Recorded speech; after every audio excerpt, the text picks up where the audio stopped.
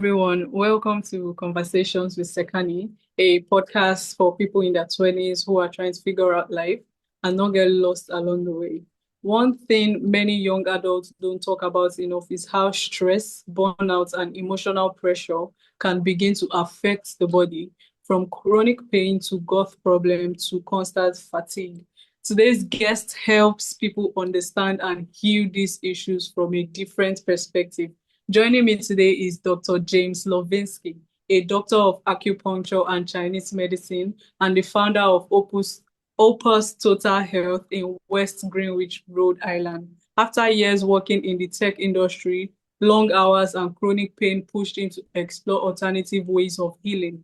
What started as personal curiosity eventually became a lifelong mission to help others heal naturally. Today, we are going to talk about stress, chronic pain, gut health, and how young adults can start taking control of their health before problems become long term.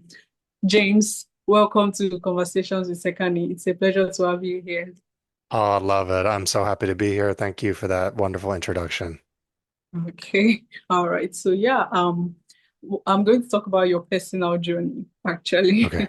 So before becoming a doctor of acupuncture and Chinese medicine, you worked in tech industry. So what was that Mhm. life like for you?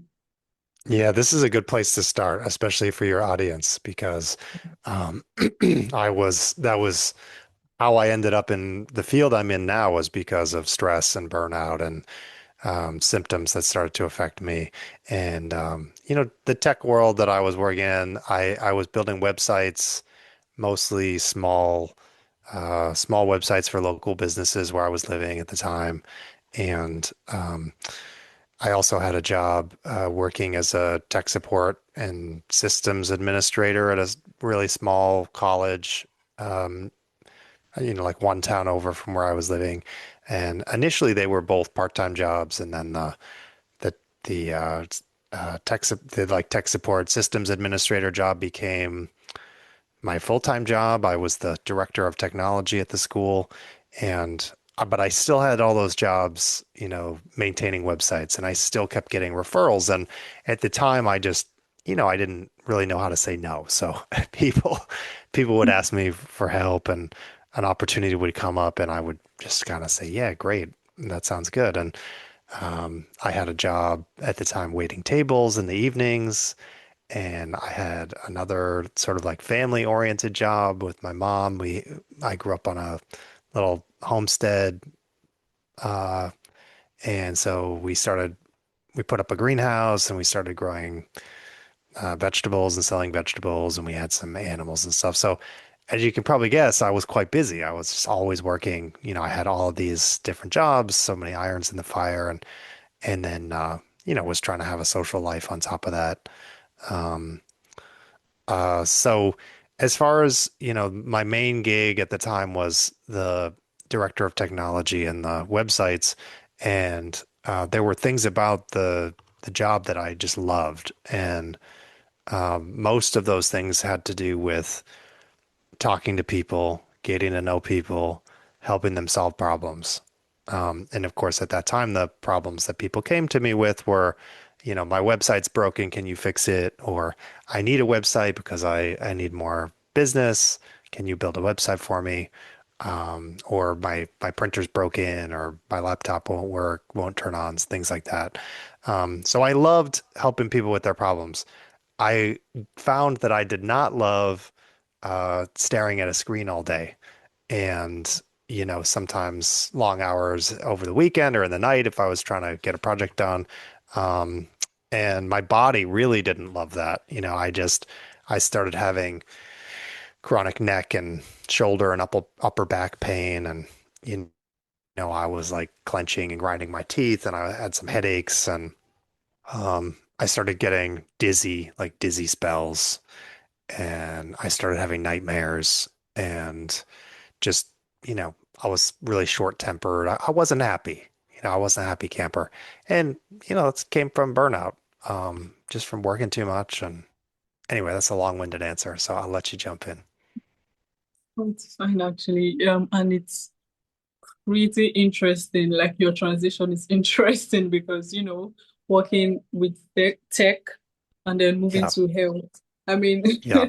I don't know if I could use this word, but I do not even think they were related in any way, but you did it anyways, which is Yeah. amazing, actually. Hmm. So, Yeah. yeah. Was there a moment during your, healing journey? Because you mentioned you had chronic pain, right?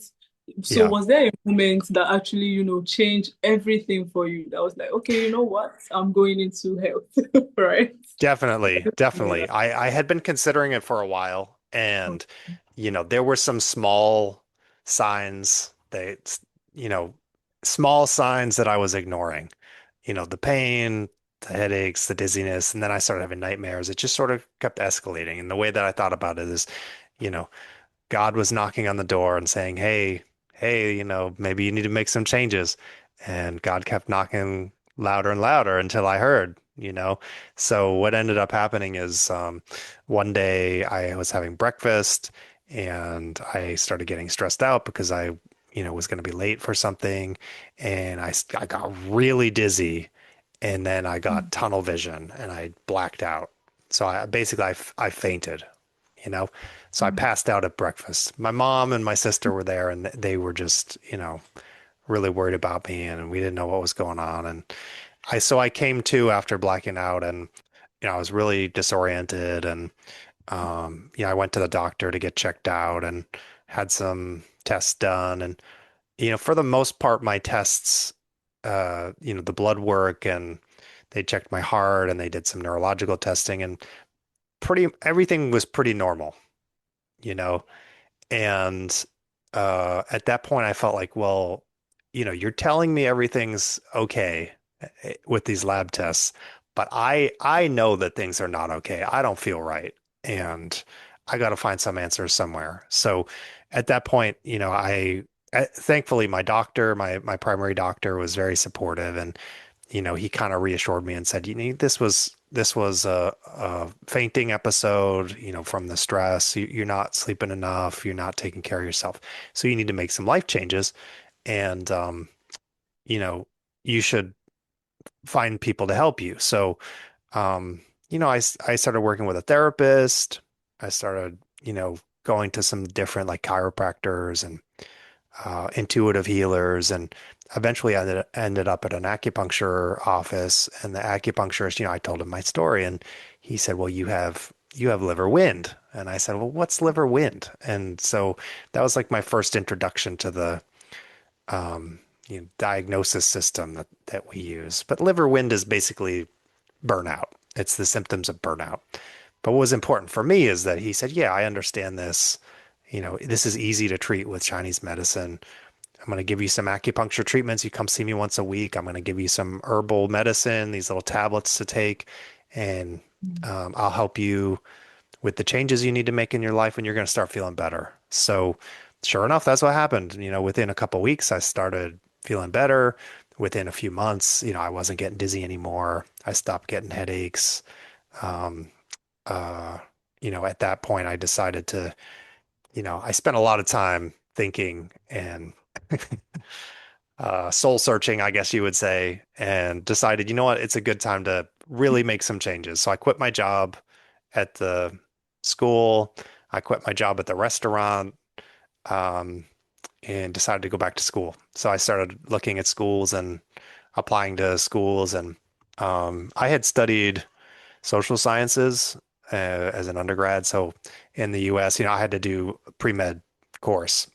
So I found out that there's this little acupuncture school, a couple hours from where I lived, and they had pre-med courses. So I signed up at that school. And on the first day of school, I met the woman who would later become my wife. And, I met her and I said, "Boy, she seems really nice. And everybody here seems really great. Maybe this seems like a good place for me." And basically, I started taking the courses, and I kind of got hooked on it. We did, it was basic pre-med courses and then some of the introductory acupuncture courses. And so I really liked them. And I chose it because, I chose it over chiropractic and medical school. Um, Basically it's a it's a it's a profession where I get to work with people and help them immediately. I can help with a lot of different problems, physical pain. I can help with, emotional problems or anyway, I'm rambling now. You're not actually. Oh, thank you. Yeah. You're not. I'm actually, I'm catching up, right? Because this Yeah. is all familiar to me. I mean, it is not familiar, rather. It's my first time and it's actually interested, right? Which made me, I Yeah. have a whole lot of questions while you were talking. Those Uh, terminologies you were using, acupuncture, yeah. you said a whole lot of things, but acupuncture stuck to me, right? So, Sure. you could explain, in simple terms, right? Yeah. Acupuncture, what role does it play in, healing the body? Yeah. Also, I feel like nutrition is also part of it, right? So Nutrition plays important.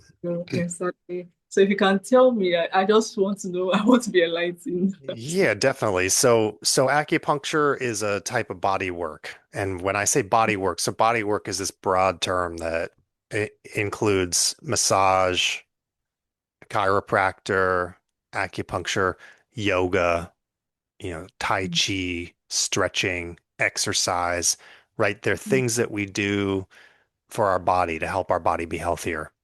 Our body and our emotions and our thoughts and our spirit are all connected. So the way I think about it is that our spirit comes down and lives in our body, brings it to life. When we're sleeping, maybe it takes a break and then it comes back when we wake up again. Um, but our emotions and our thoughts kind of live up in our brain. I think our emotions come from our heart, our chest, and our gut. We get intuition, feelings, and things like that, and the feelings then happen in the body, and then the body is just the physical organism that we live in, and so you can usually when you have a problem or a condition or a health challenge, all all of those things are affected. You're thinking about the problem, it's causing certain types of thoughts, you have emotional feelings about it, and there are things that are happening in your body. And, when you're trying to fix the problem, you want to try to find the root. So is it primarily a physical problem or an emotional problem or a mental problem? Or, maybe it's complicated and there's some elements of all three. But acupuncture is a way to work through the body and we can affect the emotions, we can affect the thoughts, but the entry point is using these needles on the body in specific points that send messages to the body. And basically in the simplest terms, we're stimulating the body to heal itself, right? We're Yeah. stimulating the body to be healthier. And you don't have to use acupuncture needles. They're it's a strong intervention, but there's another thing called acupressure or shiatsu. That's just using your hands on the points. And basically these points in the body, it's like, up points on the hand are connected to your head. So I have a headache. I can use points on my hand to help relieve the headache. And the way that that works is through the nerves that go from the hands to the brain, through the tissues of your hand are connected up to your shoulder and your neck and your head, and stimulating the points improves blood circulation and it relaxes the body. You're releasing tension from the body, and tension is, tension is like over time as you're stressed, there's more and more tension. Yeah, it's like a pressure cooker. I don't know if you've ever used a pressure cooker or a rice cooker. You seal it, you turn it on, and you watch the pressure gauge, and the pressure goes up and up and up and up and up and up and up. And eventually, you got to let some steam out. So the acupuncture or massage or stretching or whatever is like the little pressure release valve. You can let pressure off and create space for uh, healing and growth. And the body and the mind and the emotions needs help sometimes to integrate experience. So Any follow-up questions from that? There's a lot more to unpack, probably. Okay. We'll have to Yeah, do another episode to give more time. we actually have a whole lot to unpack, but like I feel there will be a part two, right? If you are Okay, interested in that, sure. it's fine. Okay. But then, yeah, while you were talking, I there was this keynote that came out from what you said. So basically, it is less about treating symptoms and more about understanding the root cause. Am I correct? Ultimately, we want to get to the root cause. Yes. I Mm, mean, sometimes people, the symptoms bring people in. The symptoms are what bother people. So a lot of mm, times in a healing journey, initially we just want to get rid of the symptoms, you know? mm, So there are two different kinds of diseases. And mm, the way that I was taught, there's internal diseases that have external physical manifestations. And then mm, there are diseases that come from the outside and then affect you on the inside. So external diseases are things like injuries mm, or accidents or illnesses, like you get sick from a virus or something like that, right? Internal diseases are things like uh, emotions, thoughts. mm, Um, you know, I can't remember. I think bad diet is an internal disease, because it comes from inside and affects your mm, insides first and your emotions first. Um, but a lot of times they're interrelated or connected. But say somebody's having headaches, like mm, in my case, yeah, I was having headaches and chronic neck and back pain. I didn't want to change my life. I just wanted to keep going, doing what I was doing. So initially, I just was looking for somebody to make the headaches go away. But I only got temporary relief. The headaches would always come back because the problem was the root cause of them was I was working too much and mm, spending too much time at the computer and not getting enough rest and, not eating well. So until I solved those problems, the headaches kept coming back. Um, and for a lot of people, that's how it is. So, mm. Okay, all right. Talking about chronic pain and then stress, and I think also gut health, right?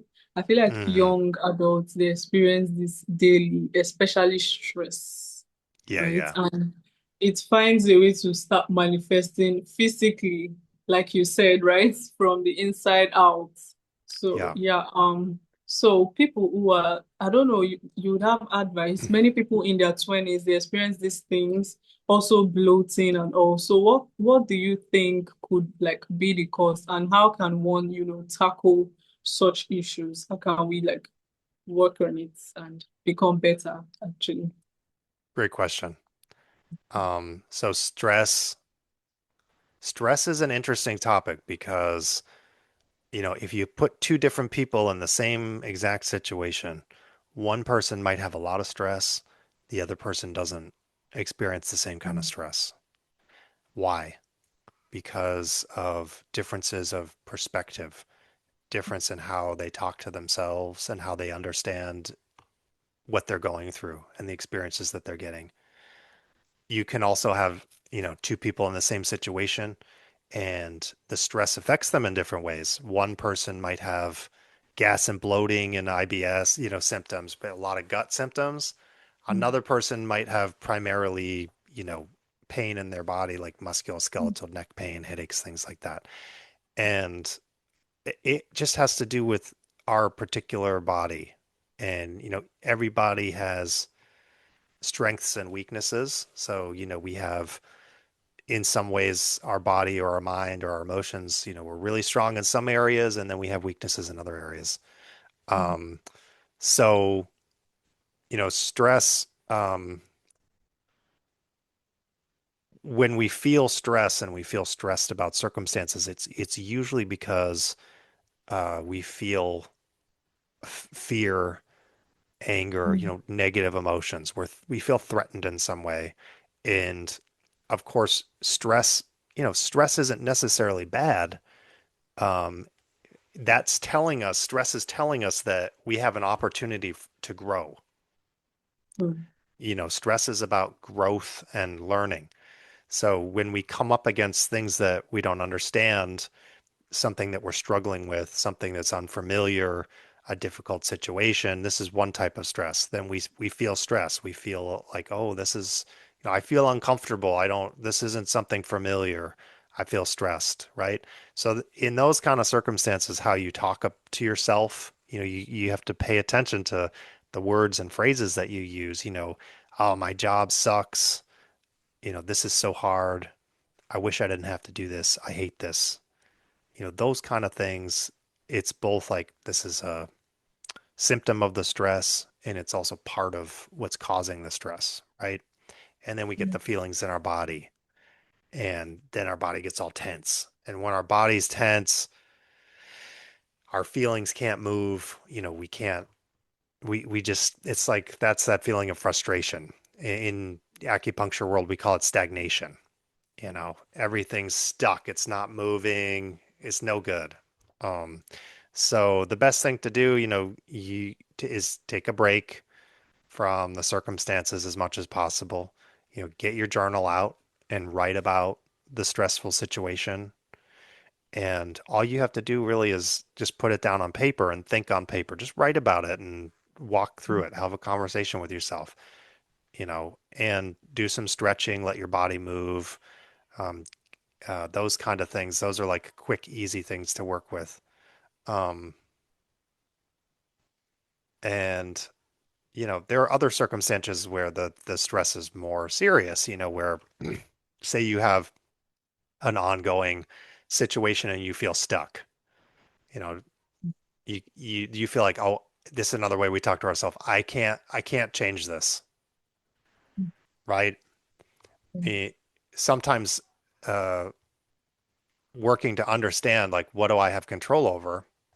And a lot of times, all we have control over is these kind of things like how do I talk to myself? How do I respond to the situation?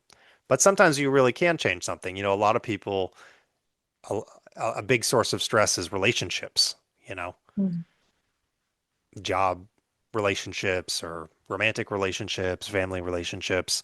And, sometimes when we feel like we don't have any options and we're stuck, that causes a lot of pain and stress. So considering your options, talking to people about it. Anyway, yeah. All right. So yeah, I took note of that actually. So it's journaling and talking to people, right? And then also Yeah, understand. journaling, talking to people, um, body work is helpful. So getting a massage or stretching, walking, moving your body, trying to get that tension out so that you can move again. When our body is very tense and rigid, our thinking becomes very tense and rigid, and our emotions become constrained. So, um, you know, moving your body, getting body work, getting acupuncture, getting massage, whatever you like, that's one way to release it.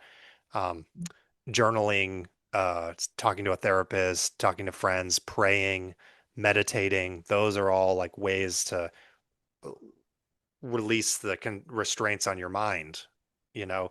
And then for the emotions, like spending time with friends, going out dancing, listening to good music, reading an uplifting book, um, spending time in nature with, trees and sun and wind and remembering that, as hard as today seemed, life is beautiful and there are things worth, living for that are bigger than we are in our lives. So anyway, Okay, so yeah, thank you so much. Actually, this has been really, really insightful.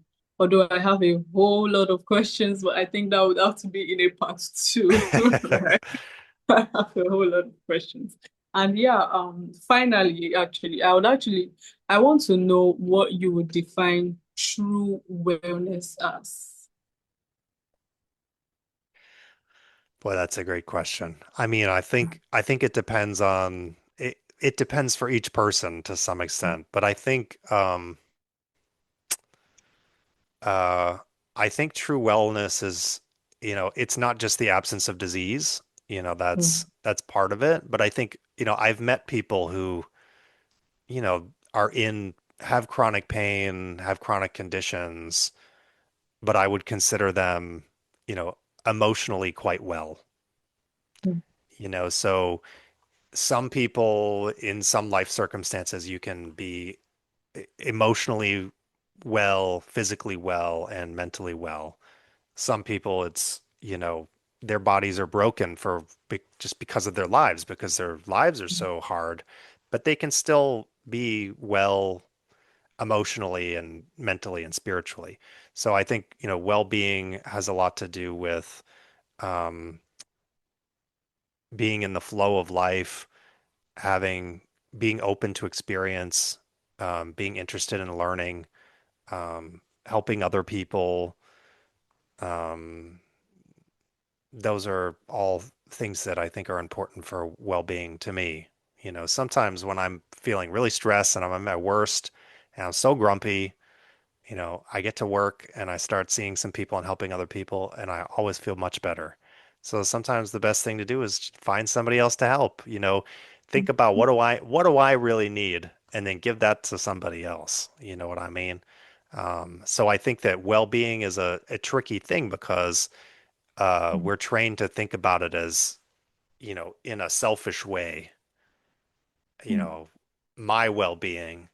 But we're not, we don't live in isolation. We live in relation to other people and in relation to the world. So a lot of our well-being depends on the well-being of our friends and family and neighbors and community and the world around us. So I know that's like the most convoluted, not not straightforward answer. Um, but But my wellness question. is complicated. There's different aspects to it. So, you want to get your body as healthy as possible first. Your body, we're living in our body. So you want to get your sleep dialed in so you're sleeping well. You want to figure out what is the best food for my body so that I eat and my body's happy and it has the fuel that it needs. And does it need to exercise a lot? Does it need to exercise a little bit? You know, am I is my gut healthy or not? And if it's not healthy, why is it not healthy and how can I fix it? Um, and there's lots of different ways you can look at it. So our health and well-being show up in our hair and in our fingernails and in our skin. So, I guess a really healthy person would be, carefree, feeling carefree and happy and um, enjoying life and enjoying learning, and their body would be functioning really well. And, you know, uh, yeah. Okay, all right. So yeah, that's a pretty interesting take on wellness, actually. It's interesting. And yeah, this brings us to my final episode, right? My final segment in my podcast episode, which is the Okay. rapid fire segments, right? So I say Oh, very some good. words and then you pick which one you prefer. So starting now, would you prefer coffee or herbal tea? Coffee or tea? Yeah, Tea. herbal tea. Okay. Would you prefer gut health or sleep? Sleep. Okay. Morning routine or night routine? Ooh. Uh, Morning routine. Okay, all right. And yes, this brings us to the final one. Finish this sentence. Your body is. Your body is your temple. Oh, the same thing was in my head. Really? I thought Oh, of the same thing. there we go. I All mean, right. it's a bit of So, a cliche, my body is my temple, but you know, okay. hey, temple sounds better than car. Actually, it does. All But right. I So think of that yeah. sometimes. That's an analogy that I use with people sometimes. You think of your body like a car. You got to take care of it and give it the right fuel, and it gets you around in the world, but don't identify it with it too much. You know, Okay. we're living in our body. We're more than our body. Okay. All right. So yeah, this has been amazing. And where can listeners get to know more about you and what you do? My clinic website is opustotalhealth.com. It's, website for my local business, but there's a little information about me on there, and I'm putting more stuff on there all the time. I have a personal website, jameslovinsky.com. It's on my list to update it. I'm going to be adding some other interviews that I've done. Um, that's probably going to be the best thing, So once I get those interviews up, people can watch other interviews like this. I'm also on Twitter, on X, at James Lovinsky. That's just my full name, no spaces, no dashes or anything. I haven't posted there much, but there are some threads that I have on gut health and some interesting, just things I'm interested in that I post there. And, people can email me from the website or text me. There's a little chat there, or, find me on X. I love talking to people and answering questions and having conversations.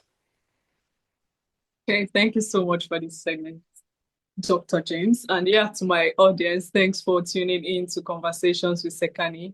If this episode sparked something in you, make sure to share to someone who you think might need this, and also subscribe so you don't miss out on new episode.